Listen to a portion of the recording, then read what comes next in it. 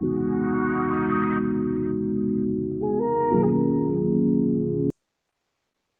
everyone. Welcome once again to the lecture series of class 9th geography. So, I hope you all are keeping fine and safe. Okay, so today we will be moving on to the new chapter, and the new chapter is your class 9th, chapter number 5, natural vegetation and wildlife. So, today we will be studying about natural vegetation and wildlife. So, as आप देख सकते हैं कि हमने हमारे series of lectures की starting India size and location chapter number 1 से start करी थी एंड सो फार देखिए कि हम कहाँ पहुंच गए हैं. Chapter 1, India size and location. After that, we moved ahead discussing the physical features of our country. Physical features के बाद में हमने ड्रेनेज हमारी कंट्री का समझा था, कौन कौन से रिवर सिस्टम्स हैं. Then we moved ahead discussing the climate of our country. And now we will be talking about the natural vegetation and wildlife. Okay, so let's begin understanding it. Basics से start करेंगे as we always begin by understanding the basic concepts. So we'll be studying from your book only. हम आपकी book से ही पढ़ने वाले हैं. आप अपनी प्लीज बुक्स ओपन कर लीजिए. And there and here on we start. Okay. So natural vegetation and wildlife. Natural vegetation word को देख करके आपको क्या समझ में आ रहा है, जरा थोड़ा सा सोचिए और कोशिश करिए सोचने की कि नेचुरल वेजिटेशन वर्ड से और वाइल्ड लाइफ वर्ड से आपको क्या समझ में आ रहा है. What you can think of just having a look at these two words. अभी आपने सिर्फ ये दो वर्ड्स देखे हैं, that is natural vegetation and wild life. इन दो वर्ड्स को लेकर के आप क्या गेस कर सकते हैं कि what we will be studying in this particular chapter. इस चैप्टर में हम क्या पढ़ने वाले हैं? Can you guess what we will be studying in this particular chapter? So as you can see in front of your screens, आप screen पर देख सकते हैं, यहाँ पर एक डायग्राम है. इस डायग्राम को देख करके आप अंदाजा लगा सकते हैं natural vegetation and wild life के बारे में. What you will be studying in this particular chapter, isn't it? Can you check this? क्या आप ये इमेज देख करके समझ पा रहे हैं that what we will be studying under the topic of natural vegetation and wildlife? What is natural vegetation? बताइए. So let's begin the chapter. धीरे धीरे जब हम चैप्टर की स्टडी करेंगे, as we will move on further, you will be able to understand the meaning of the topic. So let's start. Have you observed the type of trees, bushes, grasses, and birds in the field and park in and around your school? This is a very natural observation, बहुत ही common सी observation है. As and when we go out of our homes, we do observe these things around ourselves, right? जैसे ही हम हमारे घर से बाहर निकलते हैं, हमारे आसपास की जितनी भी नेचुरल सराउंडिंग है, जितना भी आपका नेचुरल एनवायरनमेंट आपके आसपास में प्रेजेंट होता है, in your nearby surroundings, whatever environment is present, we do or have an observation power to have a observation to these things. हम जरूर से ये चीजें देखते हैं, ऐसा नहीं हो सकता. It is not possible that we people ignore these things. So it is very common. You must have seen the bushes, grasses and birds.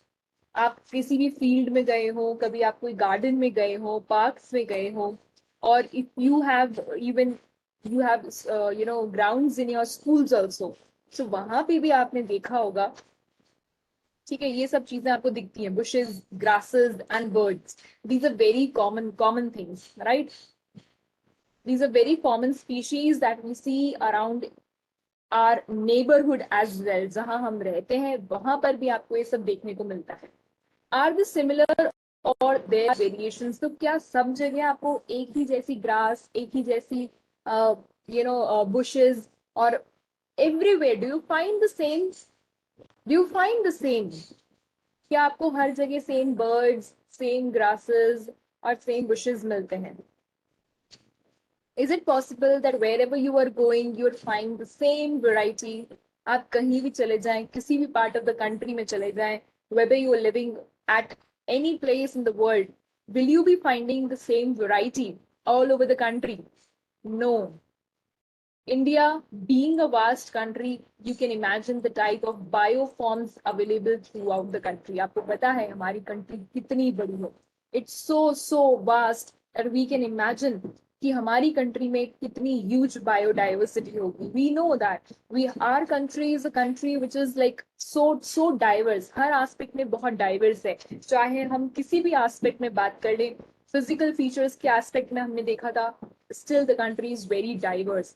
Then we moved ahead discussing the drainage में भी हमने देखा it's so diverse. आप देखते हैं कितनी सारी rivers हैं यहाँ पर.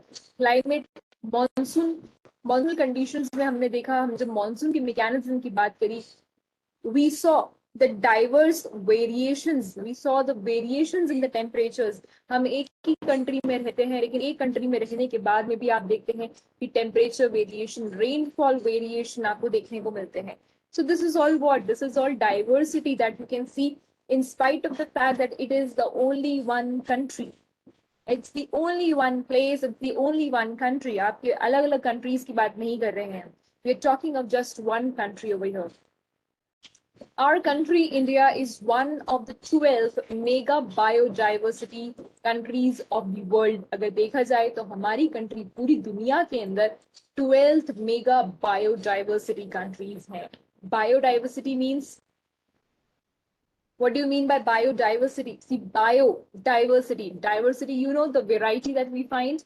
So biodiversity will mean the variety of the plants and animal life in the world or in a particular habitat. किसी एक particular habitat या फिर पूरी दुनिया के अंदर जो आपको अलग अलग varieties मिलती हैं plants की और animals की, that is called as biodiversity. तो हमारी country के अंदर जितनी diverse आपको बायोडाइवर्सिटी दिखती है, जितना आपको वेरिएशंस दिखते हैं प्लांट्स एंड एनिमल स्पीशीज में, दैट इज, हम उस पर्टिकुलर सेक्टर में, उस पर्टिकुलर एस्पेक्ट में हम 12th नंबर पे आते हैं पूरी वर्ल्ड में. So we are one of the mega biodiversity countries.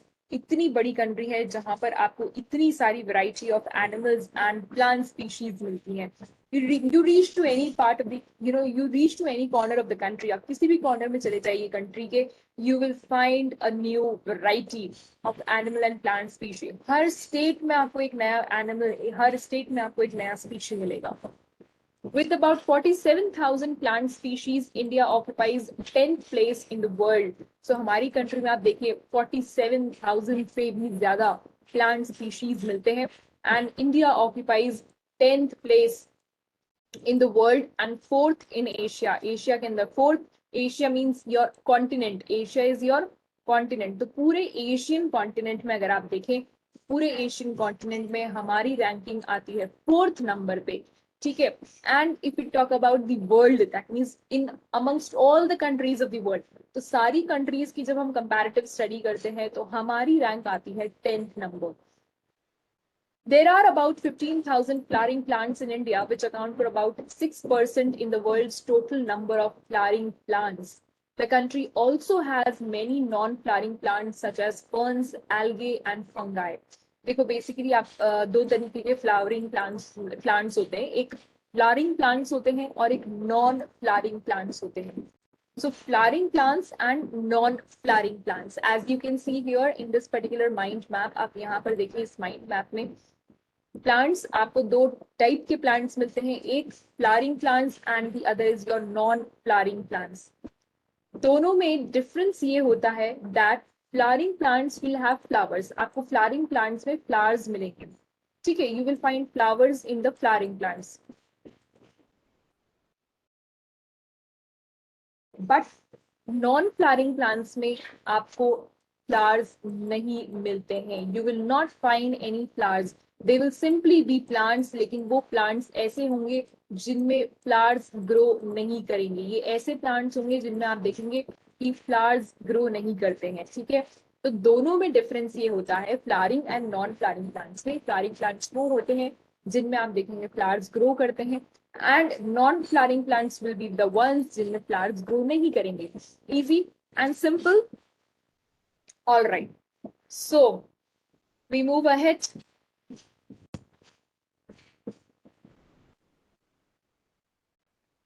So there are about 15,000 flowering plants in India. तो लगभग हमारी कंट्री के अंदर आप देखेंगे कि 15,000 15,000 flowering plants मिलते हैं, which account for 6% in the world's total number of flowering plant. और पूरी दुनिया में अगर देखा जाए तो पूरी दुनिया में हम 6% of flowering plants को ऑक्यूपाई करते हैं.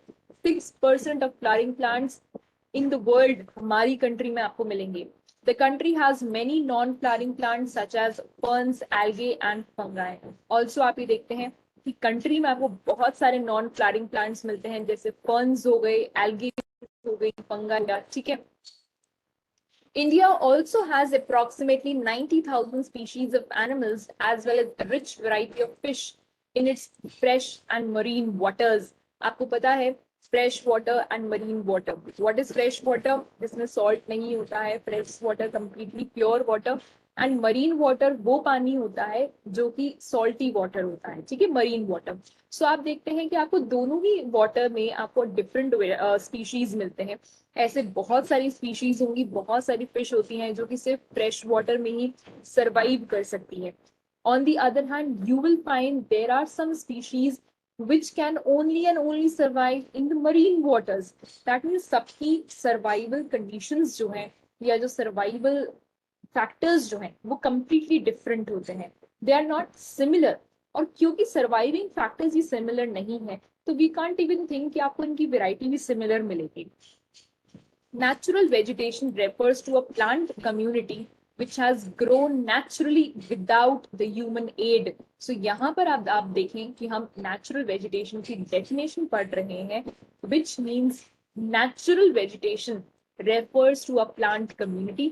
एक ऐसी plant community को refer करती है natural vegetation which has grown naturally, जो कि अपने आप ग्रो करी है, नेचुरली ग्रो करी है, without any human aid. That means कि बिना किसी ह्यूमन प्रेजेंस के, बिना किसी ह्यूमन की मदद से आप ये देखते हैं कि ये कम्युनिटी अपने आप ग्रो करी है. There is no influence of human. Human का किसी भी प्रकार का इन्फ्लुएंस नहीं होता है इस प्लांट कम्युनिटी के ऊपर. ये प्लांट कम्युनिटी अपने आप ग्रो करती है, अपने आप सर्वाइव करती है. ऐसा नहीं है कि कोई एक ह्यूमन चाहिए, कोई एक इंडिविजुअल चाहिए जो कि इस कम्युनिटी का ध्यान रखे. No, there is no need. Okay, so this has grown naturally without any human aid and it has been left undisturbed by humans for a long time. एक ऐसा एरिया जो कि नेचुरली ग्रो कर रहा है, वहां पर किसी भी तरह की आप देखते हैं ह्यूमन प्रेजेंस नहीं है. ह्यूमंस ने उसे बहुत लंबे समय तक हाथ भी नहीं लगाया है. इवन इफ दे नो और even if they don't know, अगर वो नहीं जानते हैं उस जगह को, तो अभी तक उन्होंने यहाँ कोई हाथ नहीं लगाया है, कुछ भी नहीं छेड़ा है. They haven't shifted any of the plants from this but one place to the other. ठीक है, यहाँ पर अभी तक उन्होंने कोई disturbance create नहीं किया है. So that is called as your natural vegetation. So natural vegetation क्या होती है? एक ऐसी plant community होती है जो कि naturally grow करती है without any human aid, बिना किसी human aid के. ठीक है. Thus cultivated crops, fruits, orchards, they form part of vegetation but not of natural vegetation. ऐसा क्यों बोला जा रहा है यहाँ पर इस लाइन में? दैट जो फ्रूट्स हैं आपके, ऑर्चर्ड्स हैं और जो आपके क्रॉप्स होती हैं उसको भी हम वेजिटेशन ही बोलते हैं, लेकिन they are saying it is not called as natural vegetation. इसको हम नेचुरल वेजिटेशन क्यों नहीं बोलते हैं? रीजन बीइंग, क्योंकि अगर आप क्रॉप्स देखें तो उसको ह्यूमन ग्रो कर रहा है, उसमें ह्यूमन की एड है, ह्यूमन उसको इन्फ्लुएंस कर रहा है, right? Human is taking care of it. On the other hand, similarly with the fruits and orchards, तो ये बेसिकली क्या है? ये ह्यूमन के इन्फ्लुएंस या ह्यूमन के हेल्प से ग्रो करी गई है. ठीक है, दैट इज वाई आप ये देखते हैं कि इनको वेजिटेशन तो बोला जाएगा, लेकिन इनको नेचुरल वेजिटेशन नहीं बोला जाएगा। नेचुरल वेजिटेशन क्यों नहीं बोला जाएगा? Reason being because they are not naturally grown, ये नेचुरली ग्रो नहीं करेंगे, ठीक है। They are also called as virgin vegetation, इनको वर्जिन वेजिटेशन भी बोला जाता है। The reason why they are called as virgin vegetation is that they are purely you know the virgin vegetation which are purely Indian, they are known as endemic, ठीक है। तो natural vegetation जो होती है उसको वर्जिन वेजिटेशन भी बोला जाता है। रीजन भी बिकॉज ये नेचुरली ग्रो करती है, इसको कोई ह्यूमन एड नहीं मिलती है। Okay, virgin vegetation which are purely Indian, they are known as endemic। देखो कुछ ऐसे स्पीशीज होते हैं जो कि आपको स्पेसिफिकली उसी कंट्री में मिलेंगे, you will find those species in that country only। for example, ये मान लीजिए कोई आपका ए स्पीशी है, this is your A species. अब ये जो स्पीशी है ये आपको सिर्फ और सिर्फ कहाँ मिलेगा? आपकी कंट्री में मिलेगा, दैट इज इंडिया। तो this will be called as endemic. इसको क्या बोलेंगे हम? एंडेमिक बोलेंगे। क्यों? क्योंकि सिर्फ और सिर्फ आपकी कंट्री में मिलता है, कहीं और नहीं मिलता है। और it will be called as the indigenous species, ठीक है। या फिर इसको क्या बोला जाएगा? इंडिजीनियस स्पीशीज, इंडिजीनियस स्पीशीज, और it will be called as the endemic species. यहाँ से क्वेश्चन बनता है, दिस इज वेरी इंपॉर्टेंट, आपसे 1 मार्क्स में पूछा जा सकता है, राइट। एंडेमिक स्पीशीज या फिर indigenous species. So basically indigenous या फिर एंडेमिक स्पीशीज वो होती हैं जो कि एक पर्टिकुलर उसी कंट्री में आपको मिले या उसी पर्टिकुलर रीजन में मिले, रीजन स्पेसिफिक होती हैं, ठीक है। But those which have come from outside India, they are termed as exotic species। Exotic animals भी हो सकते हैं, एक्सोटिक प्लांट्स भी हो सकते हैं, लेकिन ऐसी स्पीशीज जो कि हमारी कंट्री में नहीं है, they are not originally part of our country but rather they have been travelling to our country. कई बार ऐसा होता है, आप देखते हैं कि आपके पास वाली कंट्री से ट्रैवल करते कुछ स्पीशीज आपकी कंट्री में आ जाते हैं। या फिर आजकल आप देखते हैं कि यू सी माइग्रेटरी बर्ड्स का movement. So the movement of the migratory birds आप देखते हैं उसमें एक्सोटिक बर्ड्स स्पीशी भी होती हैं, ठीक है। So why how we have come to know कि हमारी कंट्री की नहीं है ये? बिकॉज आप देखते हैं कि हर साल माइग्रेटरी बर्ड्स आते हैं। अगर आपको ध्यान हो तो हमने उड़ीसा में एक चिली का लेक पढ़ा था, और चिली का लेक की हमने एक फीचर पढ़ा था जहां पर आई टोल्ड यू कि वहां पर हर साल आप देखते हैं बहुत सारी माइग्रेटरी बर्ड्स आती हैं, बहुत सारी माइग्रेटरी बर्ड्स विजिट करती हैं, ठीक है। सो एंडेमिक स्पीशीज वो होते हैं जो कि सिर्फ और सिर्फ आपको आपकी कंट्री में मिलते हैं, आपके ही रीजन में मिलेंगे। You will not find them in your any other region, पास वाली कंट्री में नहीं मिलेंगे। बट एग्जॉटिक स्पीशीज वो होंगी जो कि बाहर की कंट्री की हैं, but they are travelling to your country, वो आपकी कंट्री में आ जाते हैं। बाहर से आई हुई स्पीशीज है, वो आपकी कंट्री की नहीं है originally, but they are from outside. The term, now will be discussing some of the terms, हम कुछ टर्म्स पढ़ने वाले हैं, जैसे कि हम पढ़ेंगे flora and fauna. See, this chapter is very very easy, बहुत ही easy chapter है, it's not that hard to understand। यहाँ as such कोई concepts भी नहीं है, आपको सिर्फ definitions and terms इनकी बस यही आपको समझना है, ठीक है। So देखिए यहाँ पर हम term पढ़ रहे हैं अब flora, और एक term और पढ़ेंगे जिसको बोलते हैं fauna, ठीक है। So what is flora, what is fauna? Flora is used to denote the plants of a particular region or period। So flora जो है वो बेसिकली प्लांट स्पीशी होती है, और फौना जो होती है वो आपकी एनिमल स्पीशीज होती है, ठीक है। तो जितनी भी प्लांट स्पीशीज हैं उनको हम साइंटिफिक लैंग्वेज आप कह लीजिए या अदर लैंग्वेजेस में हम उसको बोलते हैं फ्लोरा।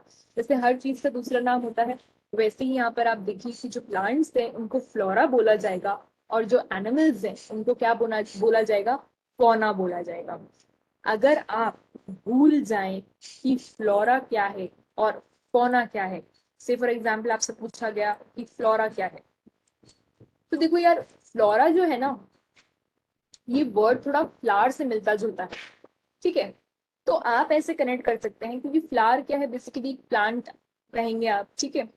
तो फ्लोरा स्पीशी कौन सी होगी? Basically plant species. तो आप इसका नेम जो है थोड़ा अपने माइंड में ऐसे सेट करिएगा कि फ्लोरा से आपको कुछ फ्लावर फ्लावर याद आए और फ्लावर से आपको लगे कि प्लांट होगा, प्लांट में कोई फूल उग रहा होगा। तो अगर आपको डेफिनेशन लिखनी है या कभी ऑब्जेक्टिव क्वेश्चन आता है कि फ्लोरा क्या होता है, तो they are the plant species. तो आप ऐसे याद कर लीजिए इसको कि फ्लोरा मीन्स कोई एक फ्लावर है, फूल है, ठीक है, और वो क्योंकि प्लांट में ही फ्लावर ग्रो कर सकता है, ठीक है। सो दैट मीन्स जितनी भी आपकी प्लांट स्पीशीज है उसको क्या बोला जाता है? फ्लोरा। और अगर आपको फौना याद करना है तो फौना के लिए आप देख सकते हैं, देखो FAUNA, ठीक है। तो देखो यहाँ पर अगर आप देखोगे तो इसकी स्पेलिंग में ए आता है, इसकी स्पेलिंग में एन आता है और फिर से ए आता है। तो आप इसकी जो स्पेलिंग है उसकी स्पेलिंग से ही आप ये आइडेंटिफाई कर पाएंगे कि ये एनिमल्स की बात कर रहे हैं, बिकॉज ए से एनिमल्स, ठीक है, और एन भी आ रहा है। So you can understand by the spelling only, आप स्पेलिंग से ही आइडेंटिफाई कर सकते हैं कि फौना का मतलब हो गया animal species. It happens many a times कि हम भूल जाते हैं, आपको एकदम से याद नहीं होगा कि फ्लोरा क्या है, फौना क्या है। सो आप इसको इस तरीके से याद कर सकते हैं, ठीक है, कि फौना की स्पेलिंग आप देखेंगे तो फौना की स्पेलिंग में ए आ रहा है, एन आ रहा है, तो ए से आपकी एनिमल्स की स्पेलिंग होती है, सो ए फॉर एनिमल्स, ठीक है। वहीं अगर आप फ्लोरा की बात करते हैं तो फ्लोरा क्या होगी? Plant species. क्योंकि फ्लोरा को आप ऐसे याद करें कि फ्लोरा बेसिकली फ्लावर है, फ्लावर्स आपको कहाँ मिलेंगे? प्लांट्स में ही मिलते हैं, ठीक है। दैट मीन्स की फ्लोरा क्या होगी? प्लांट स्पीशीज होगी। नाउ आप ये जो देखते हैं throughout the country you see, you find variety, you find variations, आप डाइवर्सिटी देखते हैं। आप नॉर्थ में जाएंगे आपको एक अलग वेराइटी ऑफ वहां पर फौना एंड फ्लोरा मिलेगा। आप साउथ में चले जाइए वहां पर एक आपको अलग वेराइटी ऑफ फ्लावर्स, अलग वेराइटी ऑफ एनिमल स्पीशीज मिलेंगे। तो अब आप ये जो इतनी ज्यादा वेरिएशंस देखते हैं या इतने ज्यादा जो आप डाइवर्सिफिकेशन देखते हैं एनिमल स्पीशी में या प्लांट स्पीशी में, इसके पीछे कुछ फैक्टर्स होते हैं। There are certain factors, right. So वो कौन कौन से फैक्टर्स हैं वो डिस्कस करने वाले हैं। सो the first factor that we will be discussing over here is the relief।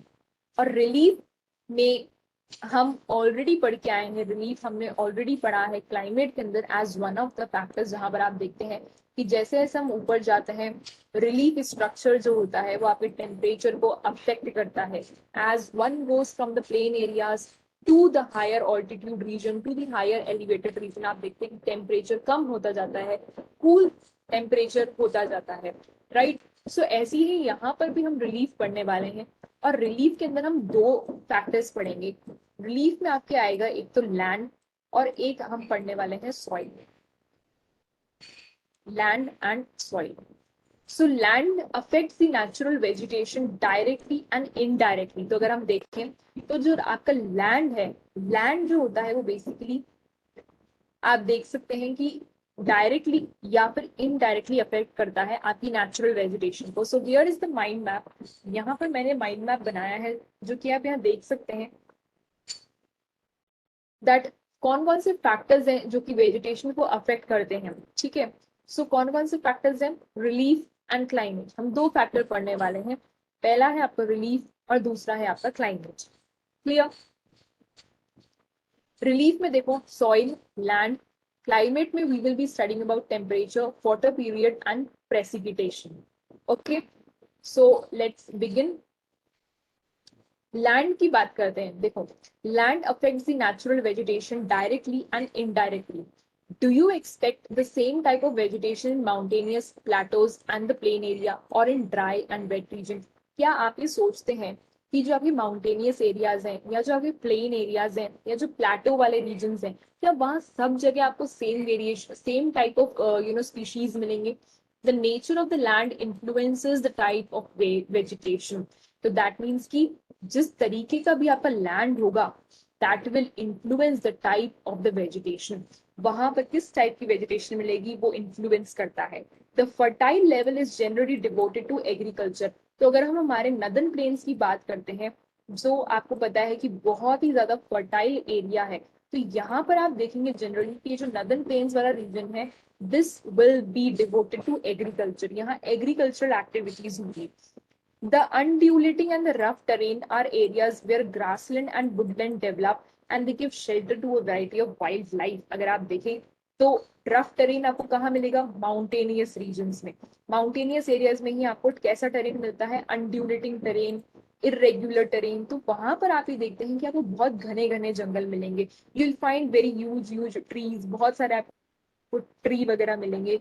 तो यू विल फाइंड देयर कि जब इतना घना जंगल होगा तो सीधी सी वहां पर जानवर रहेंगे, animals will be living there, right? So that means that particular place जहां पर आप देखते हैं कि टेरेन आपका बहुत ही ज्यादा अनड्यूलेटिंग है, रफ है, at that particular place you will be finding the grasslands. वहां पर ग्रासलैंड्स मिलेंगे, plus you will also find the animals. वहां पर आप वाइल्ड लाइफ भी देखेंगे, ठीक है? Because that provides what? Shelter. वो शेल्टर प्रोवाइड करता है वाइल्ड लाइफ को। Okay, so this is how the land affects the vegetation. Soil की बात करते हैं। Soil also very over space, ठीक है? आपको अगर याद हो तो हम जब हमारा चैप्टर स्टार्ट करा था फिजिकल फीचर्स वाला, तब हमने आपको बताया था कि जो रॉक होता है, रॉक की कॉम्पोजिशन पर सॉइल का फॉर्मेशन डिपेंड करता है। बिकॉज आपके रॉक्स जो होते हैं वो बारीक बारीक पीसेस में, बिल्कुल पाउडरी फॉर्म में, यू नो, डिवाइड हो जाते हैं। आप कह सकते हैं बिल्कुल बिखर से जाते हैं, दे जस्ट ब्रेक डाउन, है ना? बहुत बारीक बारीक आर्टिकल्स में, बिल्कुल फाइन आर्टिकल्स में आपका रॉक जो होता है वो ब्रेक डाउन कर जाता है, एंड देन यू सी कि आपकी सैंड की फॉर्मेशन होती है। तो जो आपकी सॉइल है वो कम्प्लीटली डिफरेंट होती है। You will not find the similar soil at every particular place. आपको हर जगह अलग कलर की सॉइल मिलेगी। different type of soil provide basis for different type of vegetation. This is very natural। देखो, आप क्रॉप्स ग्रो करते हैं, क्रॉप्स ग्रो करने के लिए आपको स्पेसिफिक सॉइल चाहिए होती है। इट डजेंट मैटर कि आप अगर सोचें कि एक ही सॉइल में आप सारी की सारी क्रॉप्स ग्रो कर दें, नहीं, ऐसा पॉसिबल नहीं है। हर क्रॉप को एक सिमिलर सॉइल स्ट्रक्चर, उसकी कॉम्पोजिशन, उसका केमिकल स्ट्रक्चर, यू नो, हम कह सकते हैं कि उसको सर्वाइवल नहीं देगा। वो क्रॉप जो है वो बेसिकली ग्रो ही नहीं कर पाएगी, क्योंकि वो उसको उसको उसके लायक है ही नहीं, ठीक है? It is not for that particular crop. So इसलिए आप देखते हैं कि अलग अलग सॉइल में अलग अलग वैरायटी ऑफ वेजिटेशन ग्रो करती है, अलग अलग टाइप ऑफ क्रॉप्स ग्रो करती है। सो जब आपकी क्रॉप्स ग्रो करेंगी, that will also depend upon the soil composition, कि सॉइल की कॉम्पोजिशन क्या है, क्या वो क्रॉप उस सॉइल में ग्रो कर सकती है, सर्वाइव कर सकती है, ठीक है? The sandy soil of the desert support cactus and thorny bushes. This you know कि आपकी कंट्री है, और यहाँ जो आपका north western part of the country है, this is your desert region. यहाँ डेजर्ट ही डेजर्ट है। अब डेजर्ट में तो पानी भी नहीं होता है, but in spite of that fact आप ये देखते हैं कि यहाँ पर भी आपको वेजिटेशन मिलती है। कौन सी वेजिटेशन मिलेगी? यहाँ पर आपको कैक्टस मिलता है, हॉर्नी बुशेस मिलती हैं, ठीक है? इन द ड्राई रीजन, ये कहाँ मिल रहे हैं आपको? डेजर्ट रीजन में। While wet marshy deltaic soil support mangrove and deltaic vegetation. वहीं अगर आप देखें तो ऐसे एरिया जो कि बहुत मार्शी हैं, स्वाम्पी रीजन्स हैं, वेट रीजन्स हैं, जहां पर अच्छी रेनफॉल होती है, वहां पर आप देखेंगे कि आपको वहां मैनग्रूव्स मिलते हैं, डेल्टिक वेजिटेशन मिलती है। The hill slope with some depth of the soil have conical trees.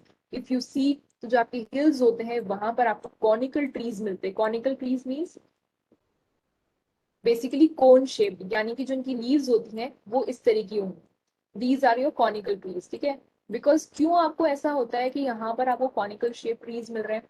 In mountains पर जो आपके क्रिसमस ट्रीज होते हैं वो कॉनिकल शेप होते हैं, ठीक है? वाई इट हैपेंस कि you are finding conical shaped trees in the mountainous region? Think of it. You know the answer. सोचिए जरा कि आपको कॉनिकल शेप ट्रीज ही क्यों मिलते हैं माउंटेनियस एरियाज में?